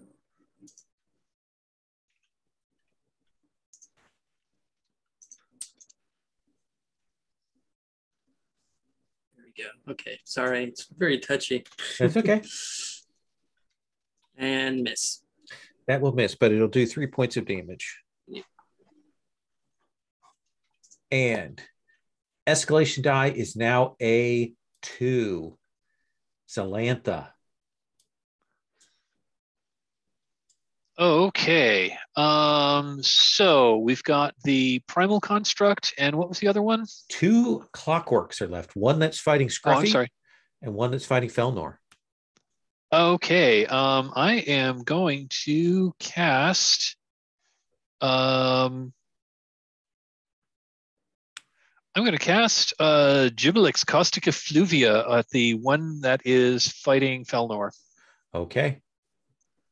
I assume that's versus PD. Yes. I rolled poorly. That's a 12. PD is a 14. Okay. Did you add in the escalation die? I did not add the escalation. So that will hit. Nice. So it does.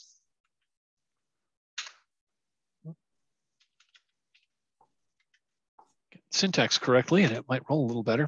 So it does 13 points of acid damage, 13 points plus 5 ongoing acid damage.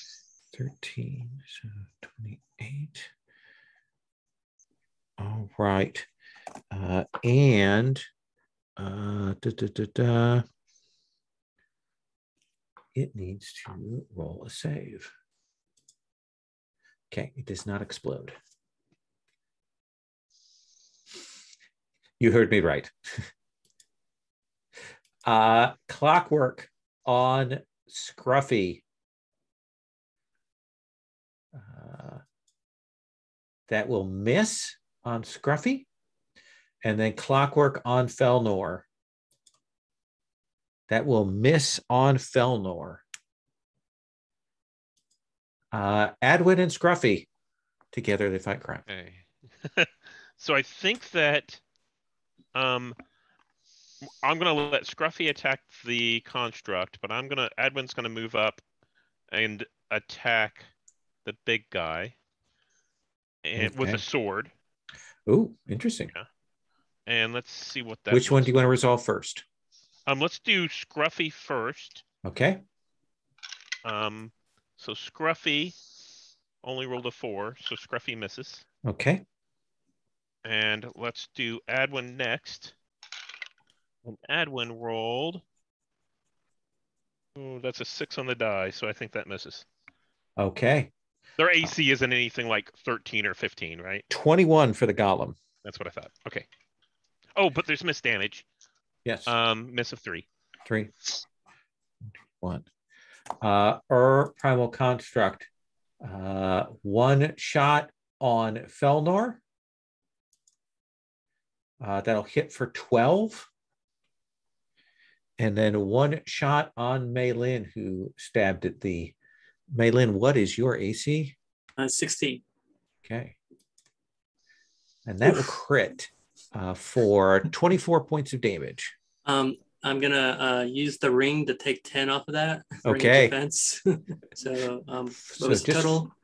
24. So just take 14. So this thing swings out in both directions, clocks both of you as it swings wide. Now, Felnor, when we come to your round, we're going to check to see if the regeneration is still going.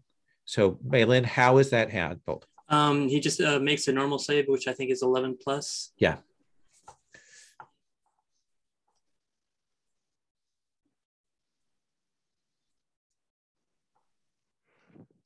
So roll the d20, Felnor. If you get an 11 or better, then you get another free recovery. Sorry, I did not think it was my turn for some stupid reason. That's okay. Okay, let's see here. 5.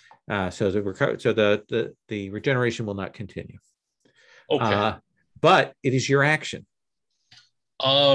Yeah, let's see. I will take a swing at the big guy here. Okay. AC is a 21, escalation die is 2, and you did carbon opening last time. So let's see, plus. Oops, why won't it let me put a modifier in? There we go. Sorry. That's okay. 31 to hit. So wow. that's a critical. So let's see. How do you do criticals? Do you roll twice? So what in we this do game? is whatever that damage is there, we double that. So Oh, you're God. gonna do 16. Okay. It is, however, staggered. That is a bad roll. But That was a bad at least roll. I got it. So boom. And you rolled even with that for any of your powers that'll trigger. Oh, even hit. Okay, I don't think anything triggers, but Okay. I'll double check. Maylin?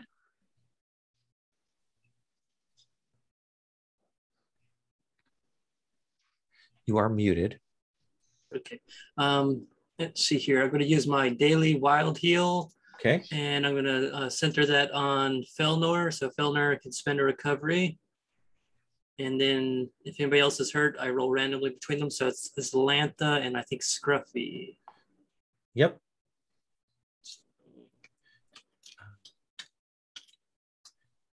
So it's an odd roll. So Zalantha.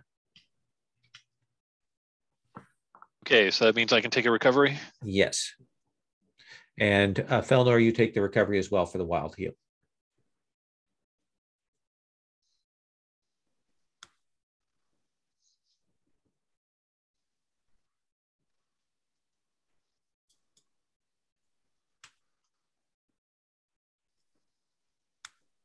So 14 back. Escalation die ticks over to 3. Zalantha.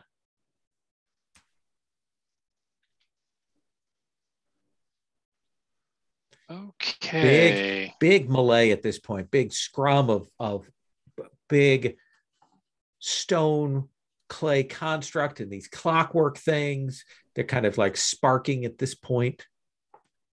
Okay, I am going to. I'm out of all of my daily use spells, so I'm now down to my at will spells, which I don't have very many of, but what I have are useful. Okay. I cast Boreal Beam at the construct that's fighting Felnor. Okay.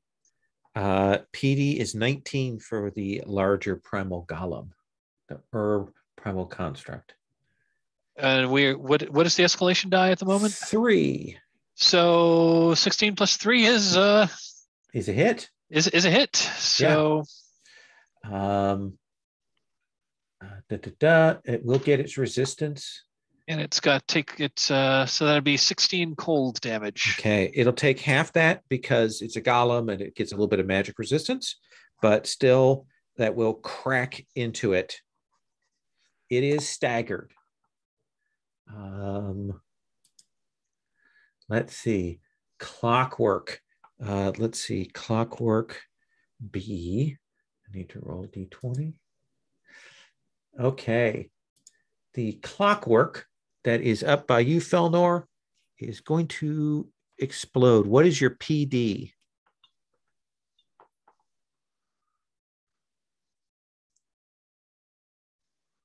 Sorry, Felnor, I couldn't. You're muted, so. Sorry, 16. 16. Okay, so that. So that, and what is your, Duskgrove, what is your PD? 18. Okay.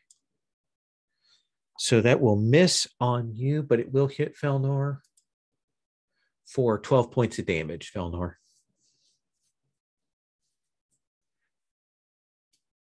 That clockwork explodes. The other clockwork that's by Scruffy will not explode and will attack. What's Scruffy's AC?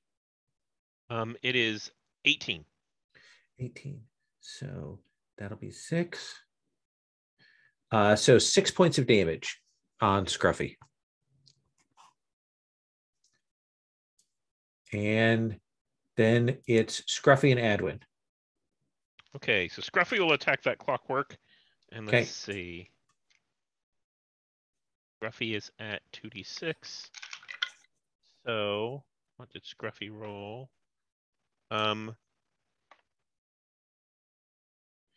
AC for the clockwork is a 17. So I got a 23. That'll hit.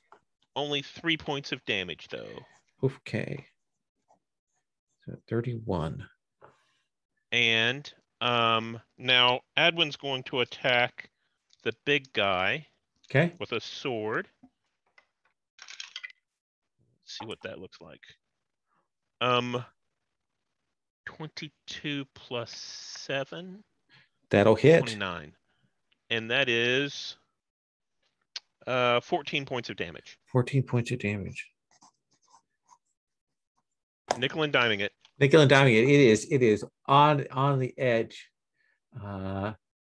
It is going to take a swipe at you, Adwin. Okay. My AC is 20. AC is 20.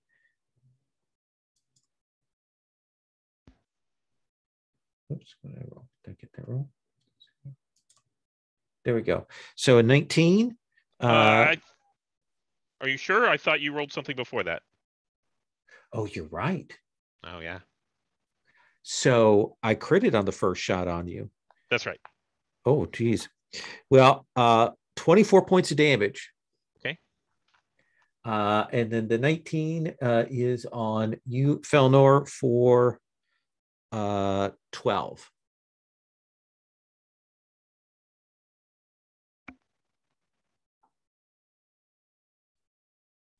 I'm going to use my heavy warrior and take half from that because I'm pretty beat up. Yeah. Which does bring us to your action, though, Felnor. Okay. You just mark my damage, and then I will swing again. Escalation die is a 3.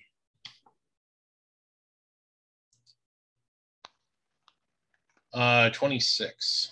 26. And so that will hit how much damage? Let's see, get +3 for the sword, so 11 in toto. Kind of rolled poorly again. Well, it had 90 hit points, and I was at 79. So you're 11. Wow.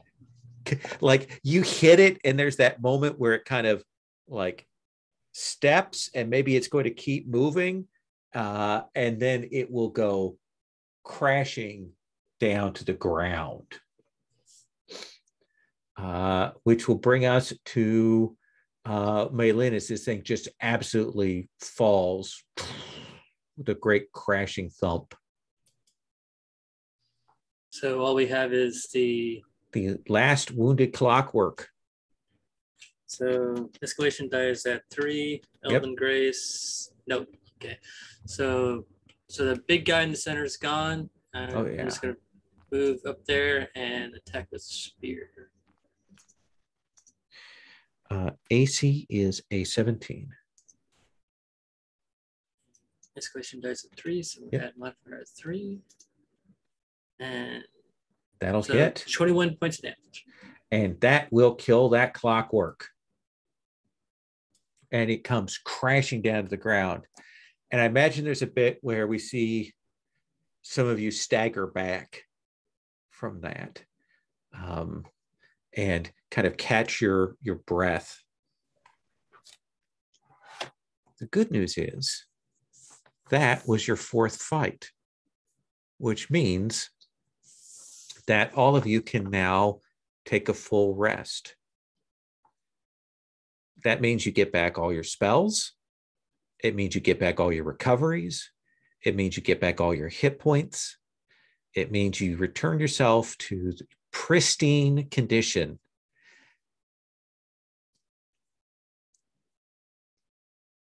Any of your dailies, any of that stuff resets, all of that. Everything goes back to ground one.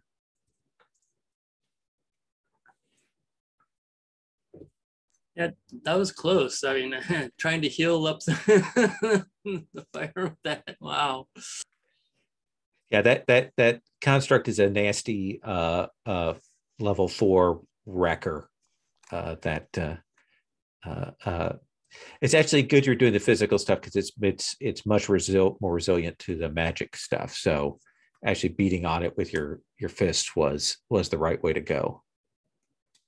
And it was kind of the flip side of what we did last time, where we walked in and crit. This time we walked in and it crit. Yes. And yeah. So you will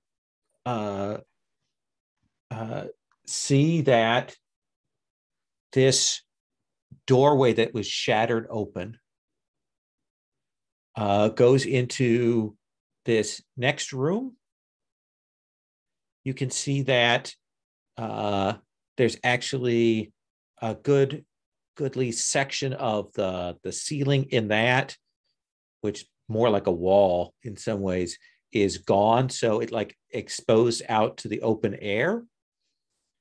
But you also see that clearly these constructs were like gathering things together in this big open room. Looks like clothing and materials and goods and things like that. Like they were both guardians and maybe cleaning things. And let me describe this room. This is the open room. You can see where that opening is to the outside, that every once in a while you see kind of like a little shimmer. And it looks like there's some kind of like magical defense, some magical barrier there. And where that metal from the glitter fall is falling, it's kind of just collecting up there like metal snowflakes.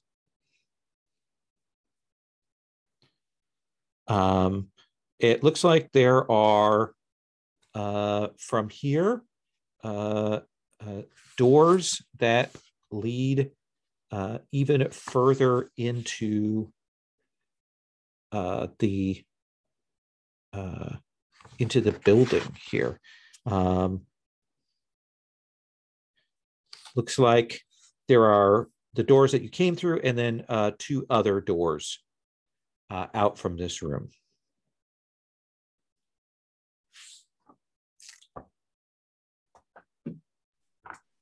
So they're closed doors, so we can't see through them? Correct. Okay. So basically you've got a room, you've got this kind of open area with the magic field. You've got piles of things around here and a couple of doors in multiple directions here. Do you want to maybe sort through to see what the golems had been trying to collect, to see if there's anything useful or valuable there? Are you saying, could we have our loot now, Lowell? Well, I mean, if we were playing Dungeon World, I'd say I'd say let's do a discern realities. What here is useful or valuable to me? So you will find some stuff here. We'll go through it. Let me roll my little. Thank you.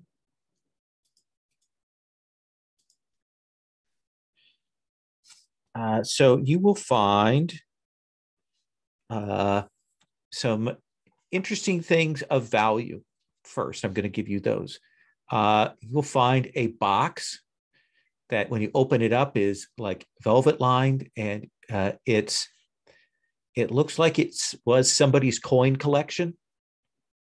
Like they had it in little places here in various things, but of course the crash has knocked all the coins out, so they're kind of loose inside here. Doesn't look like they're greatly valuable coins, but a collector might be able to give you some money for that. You will also find what looks like very carefully wrapped a piece of metal that looks like it fits over the finger with a needle on the end of it. You're not sure if that's for poisoning or for sewing. There is also an abacus that is base 12.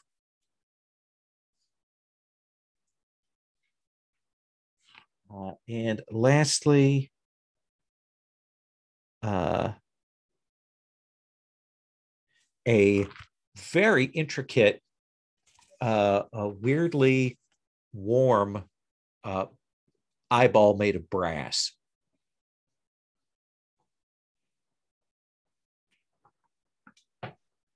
Oddly warm eyeball made of brass. Yes. Ew. And then there's some Say, actual magic items. Oh, okay. I was going to say is that some kind of magic item? But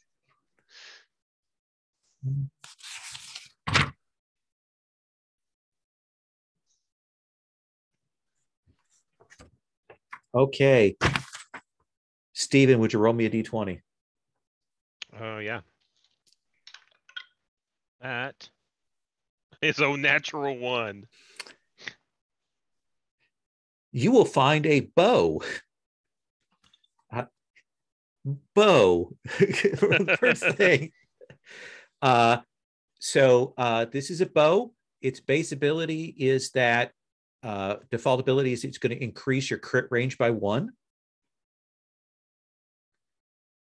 But the other thing it does is if you hit with the bow, for the target that you hit until your next turn is vulnerable, meaning that its crit range to everybody is increased by 2.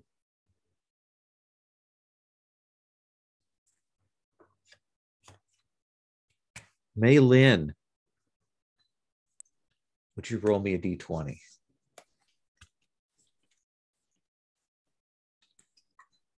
Mm, 12.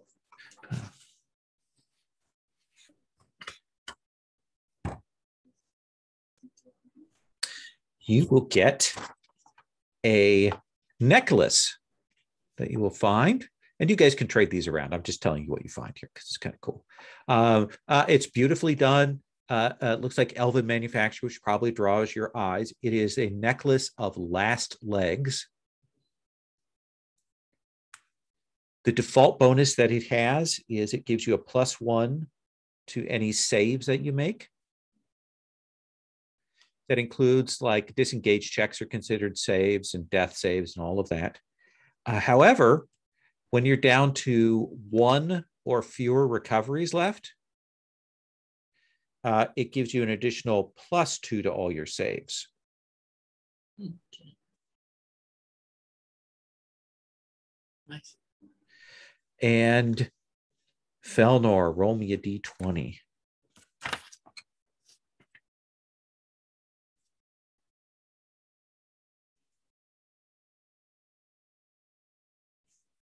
So 15.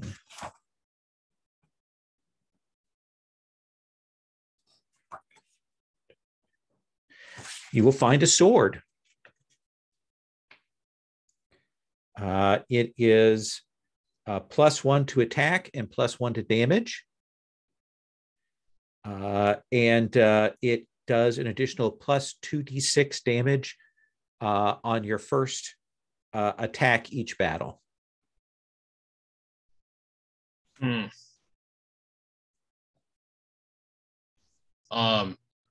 Do you want this one, Edwin? I've already got this crystal sword. Well, I mainly use a bow. Okay. Zalantha, roll me a d20. Rolling a d20. 4. Okay.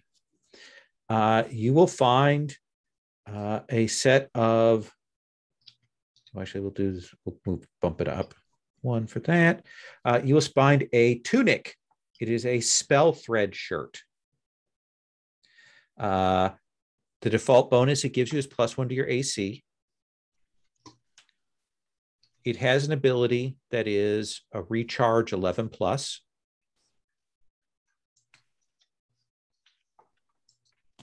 Basically, and this may work for you, you may not. We'll find out. whenever you cast a spell that targets yourself, like Blur or something like that, a spell that would last a whole battle, not an instant, but something that would be like an ongoing effect, you can essentially store a copy of that spell in the shirt. And then on a later battle, you can expend that to do that effect for 1 round for free.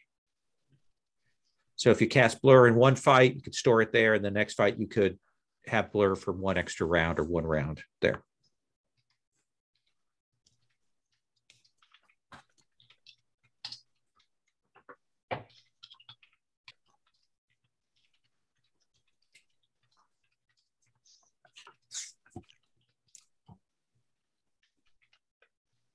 That's kind of cool.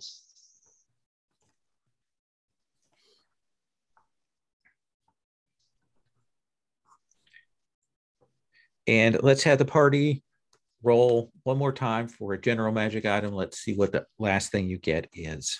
Who wants to roll D20? I can do it. Okay. 13. 13. You will find a ring of protection. It is a recharge 11 plus. You can activate it to give yourself +2 to your AC until the start of your next turn. So essentially it's a one turn +2 buff to your AC.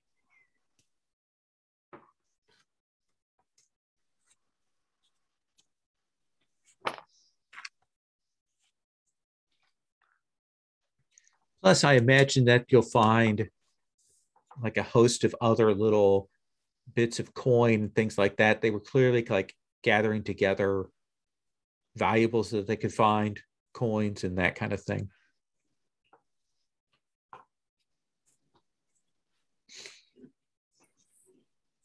Anyone particularly want that ring of protection?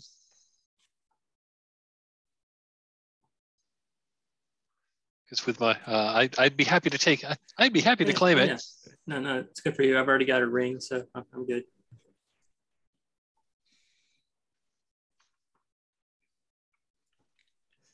So what do you think? Like the full rest implies that you guys have to kind of sit like catch your breath here for at least a little bit. So what do you think that looks like? Like what is that conversation here after this weird, pretty punishing battle with these constructs? After having gone through these treasures and picked up some things, when we come to you, what are you thinking? What are you saying, Felner? What do we see you doing?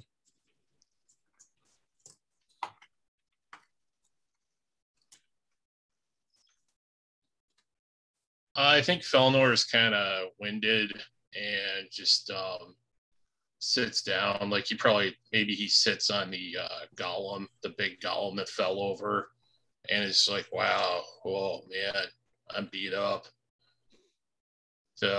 Thanks for the healing. It was a close thing.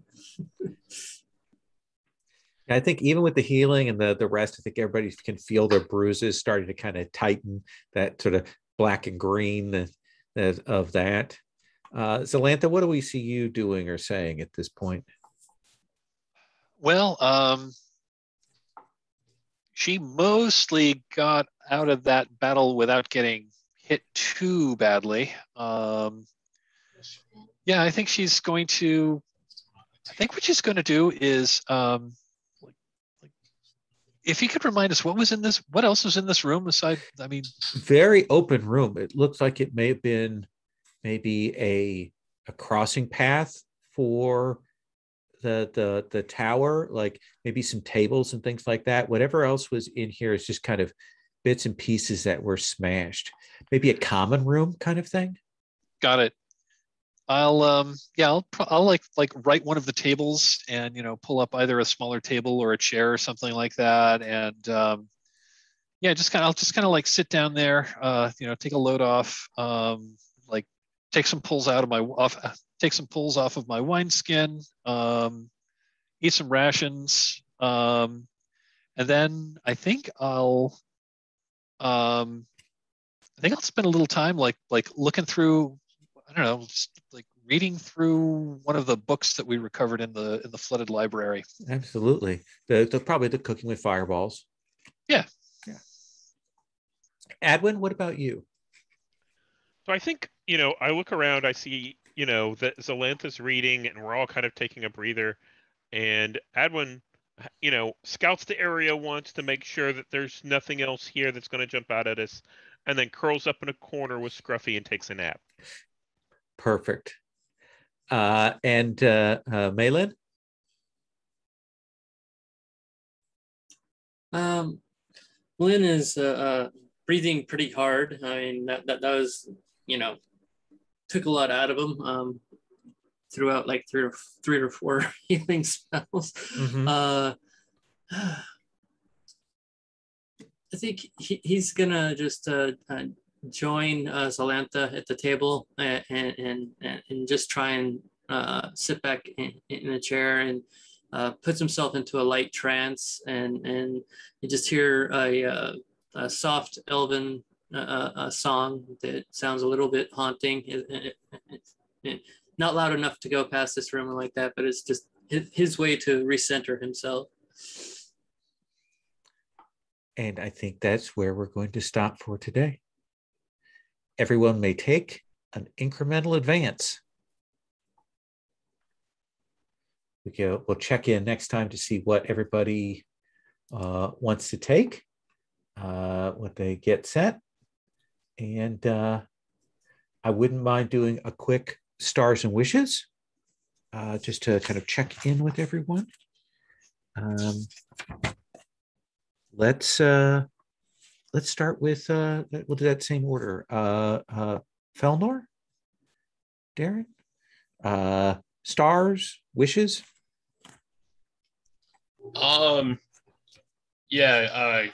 Stars to everybody. I think this was like kind of a more tense session, and everybody played their roles really well.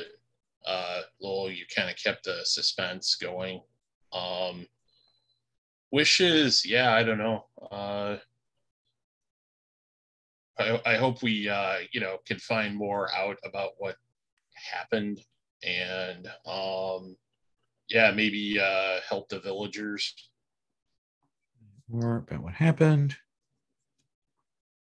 That's about all I got.